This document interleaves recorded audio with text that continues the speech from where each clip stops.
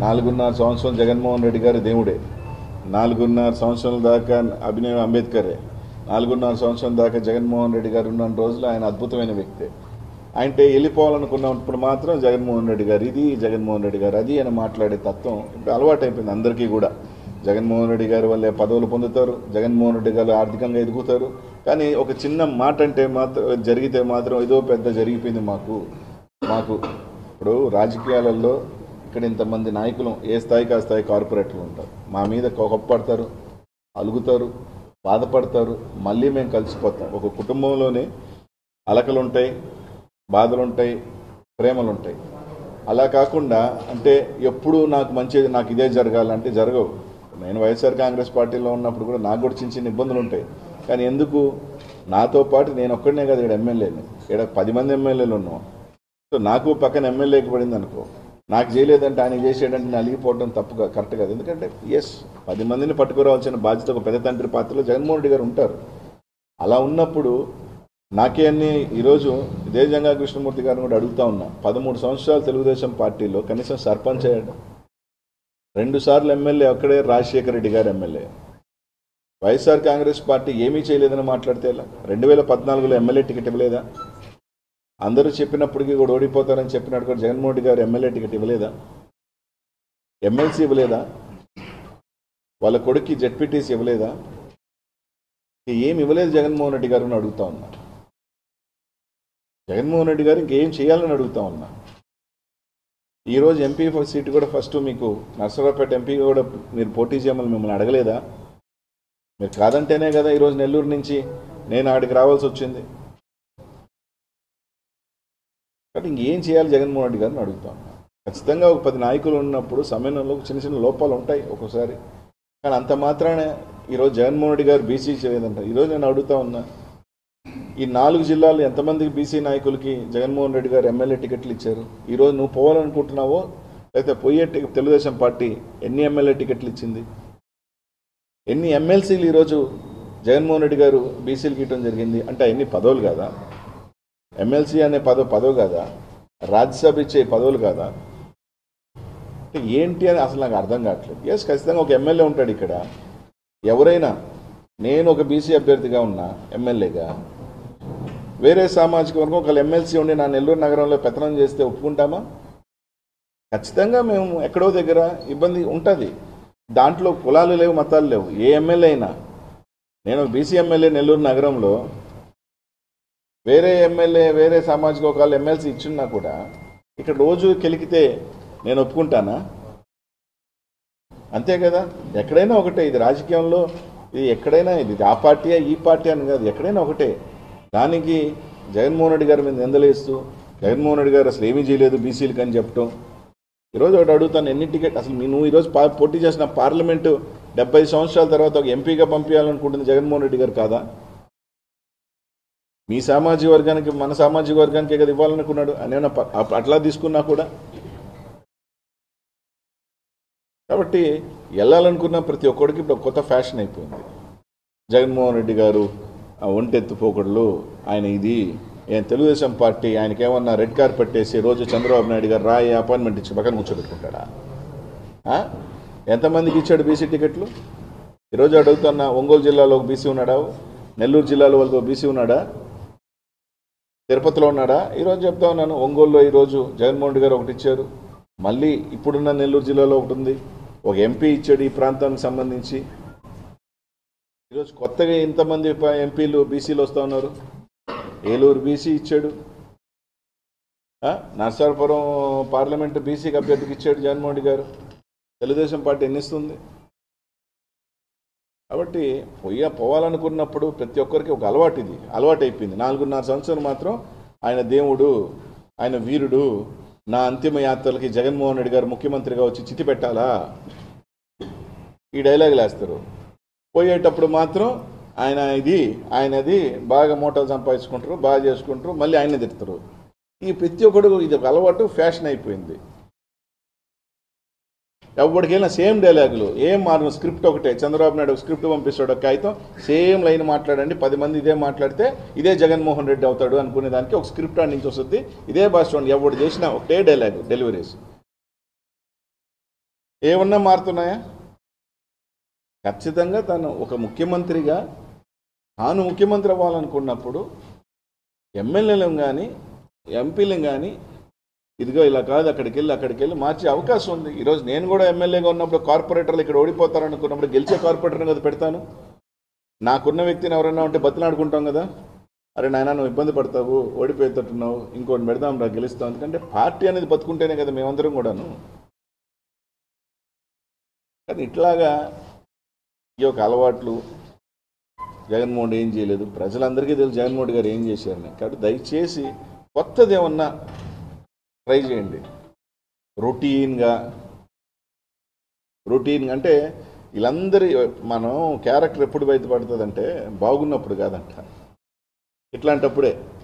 పార్టీకి నిలబడాల్సిన అవసరం, ఒక లీడర్కి అండగా ఉండాల్సిన టైం వచ్చినప్పుడు, ఆ లీడర్కి మన అవసరమైనప్పుడు ఆ రోజు నిలబడిన వాళ్ళే ఎవరైనా కానీ నిజమైన కార్యకర్త కానీ నిజమైన నమ్మకస్తుడు కానీ. బాగున్నప్పుడు అందరు బాగుంటారబ్బా, అందరు బంధువులే. కానీ బాగా లేనప్పుడు మనం వెంట నిలబడేవాడే నిజమైన మనిషి. ఈరోజు పార్టీకి ఎవరైతే అవసరమైనప్పుడు ఇక్కడికి పొమ్మంటే ఆడికి పోవాలని లీడర్ ఎక్కడ మంచి కోరుకుంటున్నాడు అక్కడ పోయగలిగినోడే ఈరోజు జగన్మోహన్ రెడ్డి గారికి ఎవరైనా కానీ. అంతే తప్ప ఈరోజు ప్రతిదానికి ఆయన మీద నిందలేసి బాగున్నప్పుడు మాత్రం ఆయన వీరుడు, ఆయన సూర్యుడు, ఆయన దేవుడు ఆయన అట్లా కాదు, అట్లా పోలేం కానీ ఆయన విలను, ఆయన రావణాసురుడు, ఆయన ఇదే కరెక్ట్ కాదు. ఈ రాష్ట్ర ప్రజలందరూ కూడా చూస్తూ ఉన్నారు. తప్పకుండా 2024లో ప్రజలు సిద్ధంగా ఉన్నారు. నాయకులు ఇంకా మా చేతుల్లో ఓట్లు ఉన్నాయి, మేము ఇట్టంటే ఓట్లు పడితే ప్రజలందరూ ఎందుకు ఈయన ఆడి నుంచి ఎడకపోతున్నాడు, ఈయన ఈయన నుంచి ఎడగెందుకు వస్తున్నారని, ఎవరు స్వలాభం కోసం వెళ్తున్నారనేది అందరు చూస్తూ ఉన్నారు. అంతా ఈరోజు ఏం కాదు, ఏ మారుమూలనున్నాడు కూడా ఈరోజు ఫేస్బుక్ ఓపెన్ చేస్తున్నాడు, యూట్యూబ్ ఓపెన్ చేస్తున్నాడు, చూసుకుంటున్నాడు. ఒక అప్పుడులాగా కాదు, నువ్వు ఏది చెప్తే నమ్మేదానికి. ఈరోజు ఈయన ఎంత కొట్టాడరా ఆడెంత కొట్టాడరా అందరికీ తెలుసు, అందరు బాగా క్లారిటీగా ఉన్నారు. ప్రతి ఒక్కరు కూడా చూస్తూ ఉన్నారు. ఎవరు మోసపోయేదానికి సిద్ధంగా లేరని చెప్పి తెలియజేస్తాను. కాబట్టి నన్ను 15 సంవత్సరాలు దీవించిన ప్రజలకి అందరికీ కూడా నా జీవితాంతం ఈ నెల్లూరు ప్రజలందరూ కూడా ఎప్పుడు నా గుండెల్లో ఉంటారు. మా నాయకులు కానీ ఎవరైతే నన్ను ఈరోజు ఇంత స్థాయికి చిన్నవాడినైనా నా వెంట నడిచిన పెద్దోళ్ళందరూ కూడా వయసులో పెద్దోళ్ళైనా నన్ను గౌరవిస్తూ నన్ను ఈ స్థాయికి తీసుకొచ్చిన వాళ్ళందరికీ కూడా ఎప్పుడూ ఈ జిల్లాకి నెల్లూరుకి అనిల్ అనేవాడు మీ బిడ్డగానే ఉంటాడని చెప్పి తెలియజేస్తాను.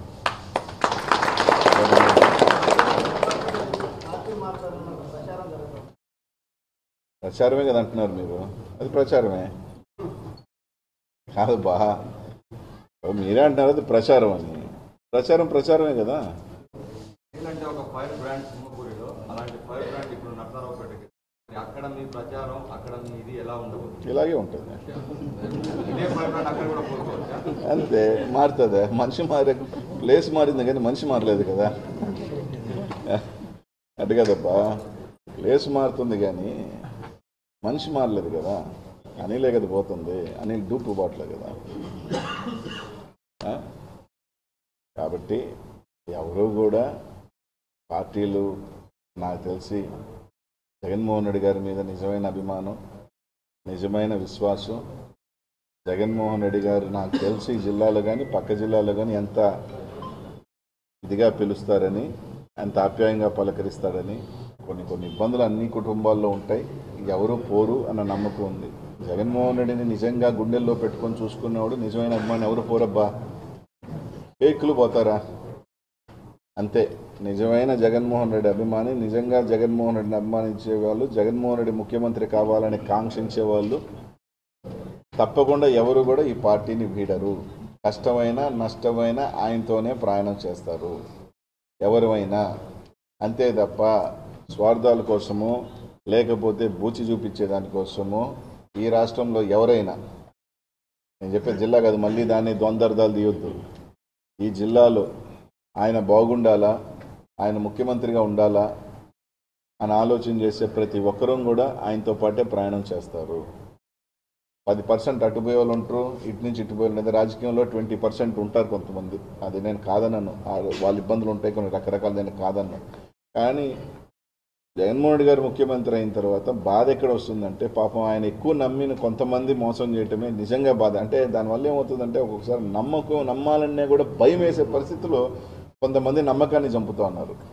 ఇందా చెప్పినట్టు చితి పెట్టేదాకా రావాలని చెప్పిన వాళ్ళు కూడా పార్టీ విడిపోతే నా చితికి నా ముఖ్యమంత్రి గారు రావాలంటే ఎవరైనా ఏమనుకుంటారబ్బా, అది కూడా 1 to 1 పోయి అన్నాను చెప్తే కూడా పర్వాలే, వేల మంది సాక్షిగా చెప్పిన వాళ్ళు కూడా మారిపోతే ఎక్కడో దగ్గర ఏ లీడర్కైనా భయం వేస్తుంది కదా, నమ్మకం ఎవరైనా నమ్మాలంటే. అంతే తప్ప ఒకటేం లేదు.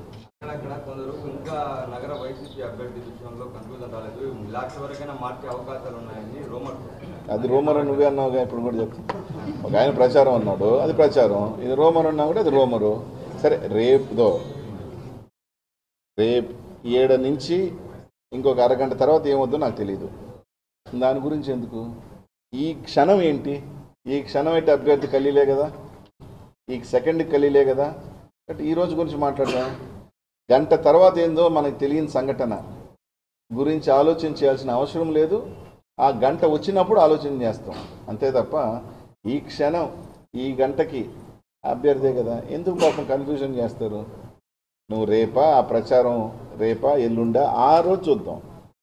ఎందుకు ముందే కోడికి నువ్వెందుకు పొద్దున 5 గంటలకు కూయాల్సిన కోడిని ముందు రోజు కూయిస్తానంటావు కదా? Let it happen. ఏదవుతుంది అది అవుతుంది కదా. అది రూమర్ అంటావా, ప్రచారం అవుతుంది, అంతే కదా. అబ్బా ఇంకేమైనా ఉన్నాయా డౌట్స్? ఏమీ కాంట్రవర్సీ లేవబ్బా దీంట్లో. Right from my heart. ఈ జిల్లా నుంచి బయటకు రేపు వెళ్తున్నాను కాబట్టి ప్రెస్ మీట్ పెట్టాము, చెప్పాను. మళ్ళీ దీంట్లో దయచేసి కట్టింగ్లకు క్లిప్పులు కట్ చేసి సగం చేసి పంపించి అవన్నీ ఎవరు కూడా చేయొద్దు ప్లీజ్. ఇక్కడ మీడియా ద్వారా చెప్పేదంటే ఇక్కడున్న వాళ్ళకి కాదు, ఈ మీడియా చూస్తున్న కొంతమంది బయట ఉన్న వాళ్ళు కూడా ఈ పార్టీ ఫేస్బుక్ లైవ్ చూసుకొని దాన్ని ఎక్కడేమన్నా మాట్లాడతాడా కట్ చేసి ఒక ద్వంద్వర్థాల్లో పంపించాలనుకున్న వాళ్ళకి కూడా నేను ఫెయిర్గా ట్రాన్స్పరెంట్గా ఒక మంచి చెప్పాలనుకుని వచ్చా. దీంట్లో ఏమీ ఎవరి మీద చెడు ఉద్దేశం లేదు. ఎందుకంటే జిల్లా నుంచి పల్నాడుకి వెళ్తున్నాను కాబట్టి ప్రశాంతంగా మనస్ఫూర్తిగా వెళ్తున్నా. దీంట్లో మళ్ళీ ఈరోజు ఈ కాంట్రవర్సీ మాత్రం చేయదు. అది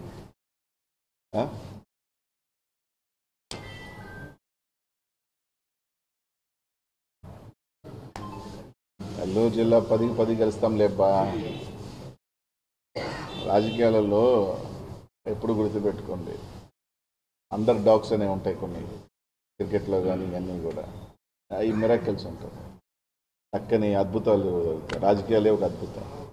ఈడు గెలుస్తాడు అనుకున్నాడు ఓడిపోతాడు, ఓడిపోతాడు అనుకున్నాడు గెలుస్తాడు. ఇదే రాజకీయం.